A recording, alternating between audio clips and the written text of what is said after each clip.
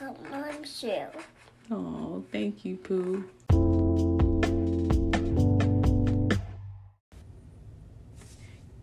April 21st, 2009 was really the worst day of my life. But April 22nd is the day that broke my heart. So I wanted to tell you guys about Isaiah's birth story. So today, 4/22/2020, it is his birthday. It's his 11th birthday. And so I wanted to share this story with you. If you don't know, it's Lindsay, and this is a special episode of Journey from Infertility. So I wanted to tell you guys a story of where this really kind of turned for me. So 2009, normal pregnancy, going through a lot of things. Just a complete normal pregnancy. I went to all my appointments. I didn't have any problems.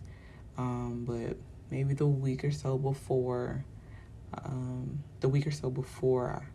had Isaiah, I was feeling a little weird. So I was having some crazy dreams, having some different kind of, labor pains of what I thought. And, just didn't brush it off, didn't kind of pay it any attention. Baby had been moving fine, nothing's going on, whoop-de-whoop. So earlier on the 21st, I had lost my mucus plug. So I'm like, oh my goodness, it's almost time for me to go into labor. That's just the first key signs. Of course, this is like my first full-term pregnancy. So, of course, I don't really know. And so I'm at work, and I tell my boyfriend at the time, like, hey, my mucus plug fell out. So the baby should be here probably within the next couple of weeks. Maybe, don't know.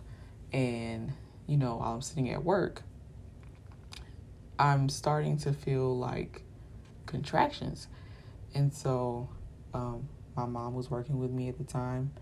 And so I called her and I'm like, Mom, I'm not feeling too good. I'm having these pains in my back and it hurts really, really bad. But it's not consistent enough for me to try to go in yet. So just keeping you posted. My back's hurting, just going through the day. So later on, the pain gets a little bit stronger. So I'm like, okay, I'm going into labor at this point. I continue to go through the day. I call the doctor. And they're saying, well, count and see how far they are apart.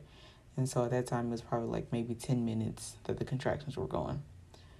So I call my boyfriend, told him to come pick me up. We go to the hospital. My mom gets off work. She goes to the hospital with us. And luckily enough, the hospital was not far from where I was working at the time.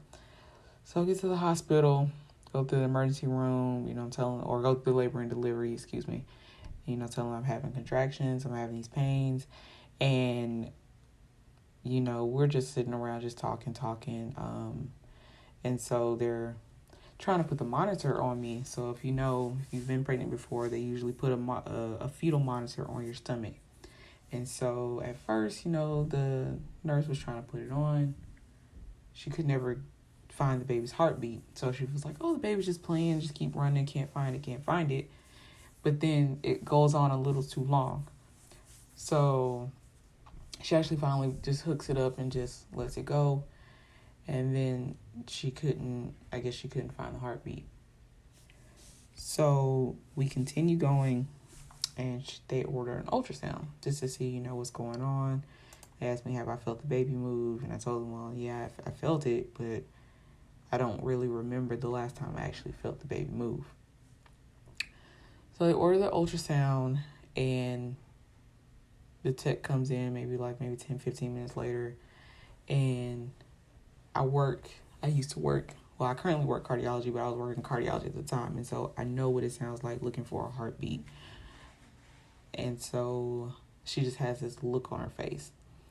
And of course, they teach techs to not show any emotion, to, pretty much be, have a poker face when you do stuff like that. But me looking, and I looked at the screen, and so she tried to run the heartbeat, try to find it. You didn't hear anything. And so I asked her what's wrong. and she doesn't respond. And so I ask her, what's wrong again? And she looks at me. She's like, you need to wait for the doctor. And she's telling me in the process, by the look on her face, she was like, that she can't find a heartbeat. So she goes out the door, and I tell my mom and I tell my boyfriend, like, they can't find the heartbeat. Like, I don't know what's going on. I don't understand. And so the doctor comes in and does the ultrasound again, and they tell me that they can't find the heartbeat. Mind you, I am 34 weeks pregnant. I am literally in my 9th month. And at that point, just the room goes silent. People were coming. I don't know who sent a text message out, anything, but I start getting a flood of people coming into this room. And it's just literally like, I don't understand what's going on. And, the doctor tells me there's no heartbeat. So we're going to have to get this baby out of you. You are in labor, but we're going to induce it, to make you go into active labor. And that was probably one of the most traumatic times of my life, because I had a dead baby inside of me.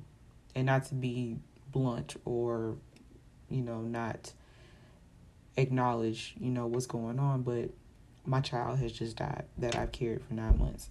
And what you're telling me is that I'm going to have to go through active labor, active delivery, and birth a dead child. At that point, I had no clue what that meant or what that, what it would do to me. And,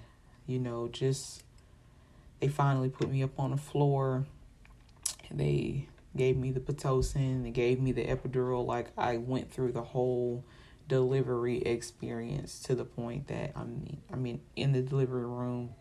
We're waiting for me to be able to push this baby out. And, I'm crying in between things. I'm trying to focus. And between me crying, I'm asleep.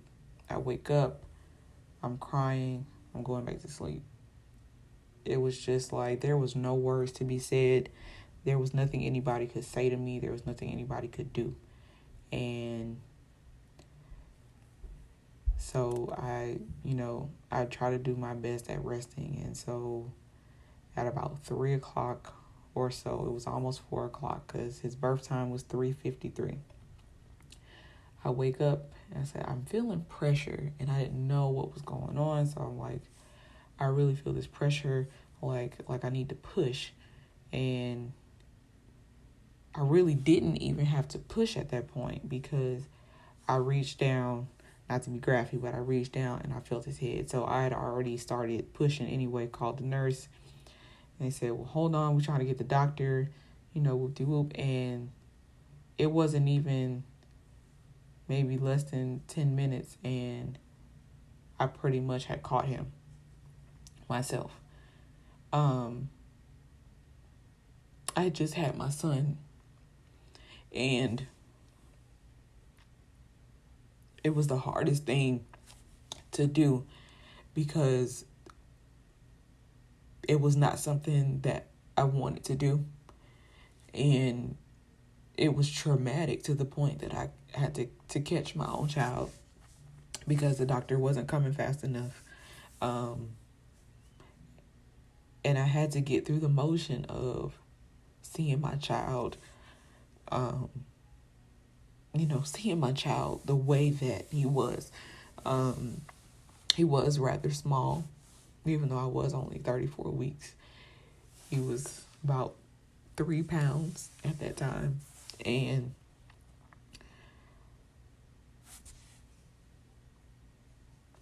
they cleaned him up. They gave him to me. And I held him for maybe like 5 or 10 minutes. And I sent him away. And I never saw my son again. And at that time, it was it was hard to come to terms with a lot, because also at the same time, my cousin, my cousin's girlfriend at the time was pregnant also, and she wound up having her baby on the same day that I did. So my son and one of my cousins share a birthday. So today is usually very hard for me because I see her, and I wish that my son was here too with her. You know, we would be planning birthdays from afar, or we'll be doing something celebratory together, because I know that, you know, me and my cousin are close. But we would, I knew we would be doing something together. So, you know, after having Isaiah and, you know, getting everything going, I stayed in the hospital probably for another 2 days or so. And it literally was a blur. I don't know who came and saw me. I don't know who called me. I just got so many condolences and trying to make sure that I'm okay. And then in the process of me going through that, they decided they wanted to have like a memorial ceremony. And God forbid that people do these kind of things. Like, it wasn't, I wish that somebody would have been an advocate for me in this time, to the point that I would have been sane enough to do the things that I really wanted to do without any kind of constraint. Because silly me, they had a memorial. The chaplain and them came in and said, you know, or whoever does these arrangements, they gave me options. They either said you can get the ashes, you can get the body, or we have a service where we'll cremate them for free, but we'll sprinkle the ashes in a memorial garden in a cemetery near in Clarkston. I think it's considered Clarkston. And dummy me, I'm gonna call myself a dummy, because I did not think to tell them, like, hey, you know what, don't you know, let me think about it. And the first thing I thought of was the money to try to even to bury him, or the money to cremate him. And that was just something that I did not have at that moment. And at that time, I'm still grieving. So the day that I have my child, you know, somebody comes in and asks me these questions, and I don't know what to say. So I tell them, just go ahead and cremate them, and y'all sprinkle the ashes, you know, not thinking, not in my right mind, not in my grieving state, that this would have been right. And again, literally a blur, but I remember them, I don't know if it was the day of or the day after, they rolled me down to this chapel. I'm in still a hospital gown, and it was my mom, my boyfriend, I think my dad was there. I don't even remember who was there, honestly. And some chaplain who I don't know, who does not know me, does not know my family, decided to give a memorial about a child they've never met. And I felt upset. I felt wronged. And I felt literally like, this is stupid. And why would someone even make this doable at this time? But again, it was me in a state that I did not know what to do, and I thought this would help, and it didn't. So by the time I left and was discharged, I got home, and I don't think anybody thought about it, but when I got home, I was staying with my parents at that time, and I got home, and the first thing I do when I walk in my room, his bassinet is up, the clothes are still in the room, and I immediately fall to my knees and I cry because I'm coming home with no baby and everything is still here like I left it. And I don't think that should have been the first thing I saw when I got home. I don't know how long it was before I really got back to a state where I didn't cry every day. I know probably the day after I got home, I went to a concert by my friend Dave, and I love him to death because he dedicated that concert to me and to Lewis and to our son. And I'll never forget that day because that was the first, big thing that somebody did for me. And, over the next couple of weeks, they allowed me to stay home. I was out for 6 weeks for maternity leave. And, a lot of that too was a blur. I just remember going out a lot and trying to pass the time, and even still, because I was not being compliant, probably within like 2 weeks, I got readmitted to the hospital for a high fever, an unexplainable fever. They had no clue of what it was, and pretty much I had to deal with that. And like I said, it's been 11 years since I lost my son. Not a day goes by that I don't think about him. And now that my 2-year-old and my 7-month-old are here, it's even harder now because I wish they had their brother. I do. I really wish that they had their brother here so they can play with them and he could, guide them and protect them as a brother should, but he's not. And I just want anybody who hears this that, again, I never want a pity party, but I don't think I've ever told that story out loud to anybody. I've written it down, I've sent it to people, but I've never told that story out loud. And it's hard to process and to think that you can get over it immediately, because a lot of people, used to tell me, oh, it's okay. I mean, you'll get over it. You'll be able to have kids again eventually. It's not your ending place. Be glad he didn't have to deal with whatever was going on or whatever's going on in the world right now. And, a lot of stuff that people just shouldn't say to people who just lose someone, in general. And I wish in that time, I wish I had somebody with a sound mind around me at all times. Like, even my boyfriend, I can't even say that he was at sound mind because we're both going through something as traumatic as it was. Even though he did not carry him, he went through a lot with me in regards to that situation. So it's not like it would be he was in a sound state at that time. I just wish that somebody was there for me from the beginning. I wish they didn't, put a constraint on my grief, because I wasn't ready to go home yet. I wish there was a way to protect women in this space. I wish I would have had, honestly, a psych evaluation before I left.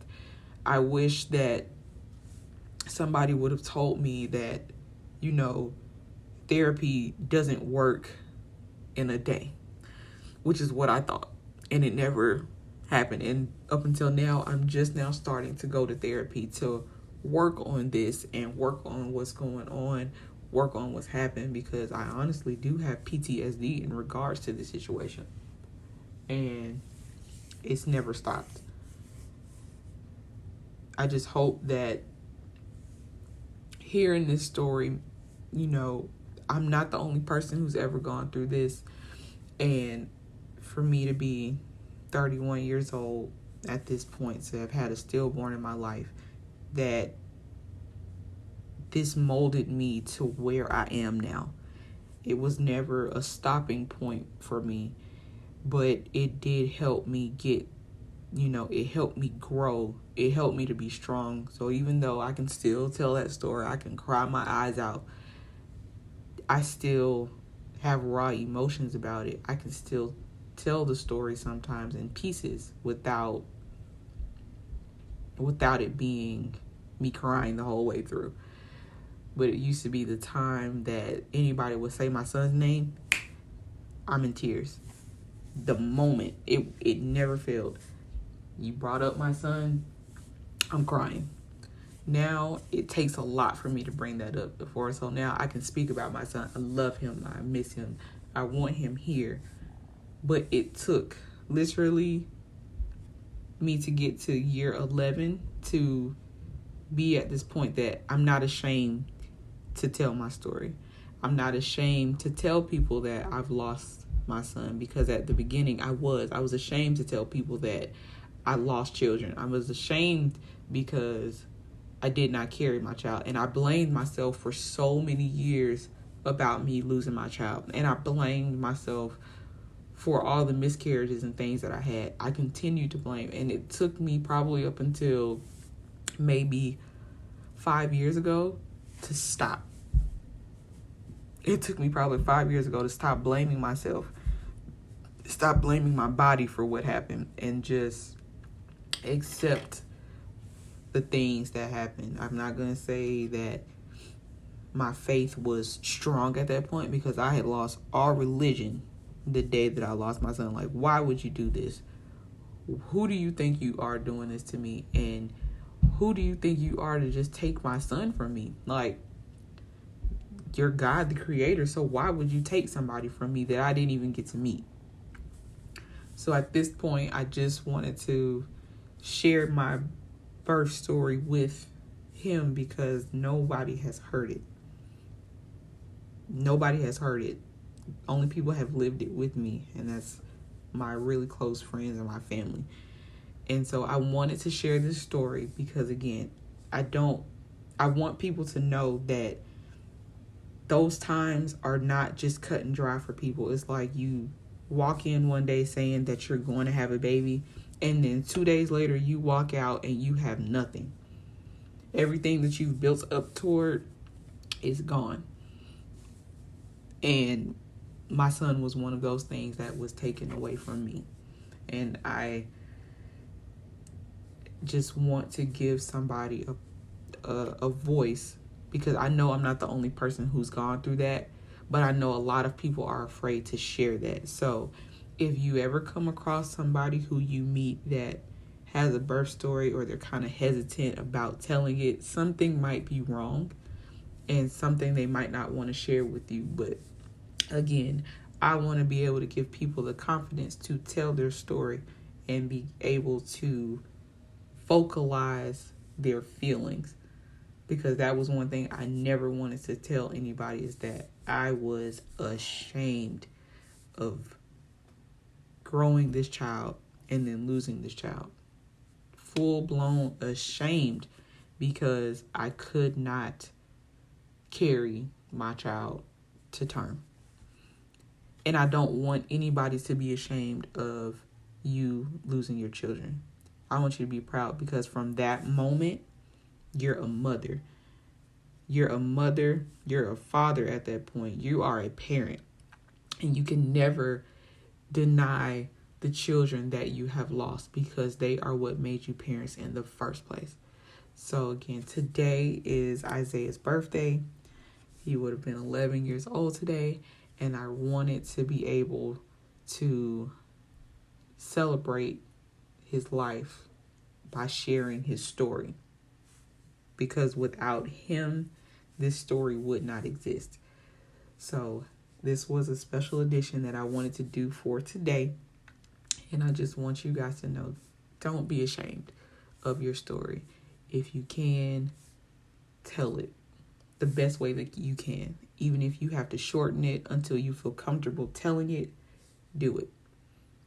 So I'm going to end this here and just let you know that if you can do anything today, just for Isaiah's birthday, take a moment of silence, light a candle, go release a balloon, whatever it is that you feel comfortable doing in remembrance of my son, I would greatly appreciate it. So I hope you guys have a great day and enjoy the rest of your week.